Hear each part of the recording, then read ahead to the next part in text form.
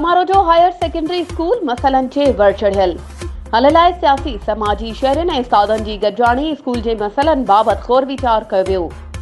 समारोह जे higher secondary school जी headmaster madam Rozina Shah पारां शहर जे चूंडियल बलदियाती नुमाइंदनि, शहर जे मोज़िज़ीन, समाजी अॻवाननि, सहाफ़ियुनि ऐं शहरियुनि जी वेहक कराई वई। स्कूल में चौकीदार न हुअण सबबि स्कूल मां चोरियूं रोज़ जो मामूल बणियल। शागिर्द पीअण जे साफ़ पाणी खां बि महरूम।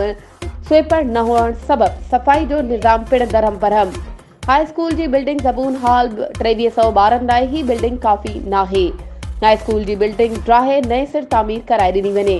मसइलनि जे हल लाइ कमेटी जोड़ी वई। उन मौक़े ते मीडिया सां ॻाल्हाईंदे हुननि वधीक चयो त हल्के जे चूंडियल सूबाई वज़ीर तालीम सैयद सरदार शाह ऐं MNA नवाब मोहम्मद यूसुफ सां जल्द मुलाक़ात करे स्कूल जे मसइलनि बाबति आगाह कंदासीं।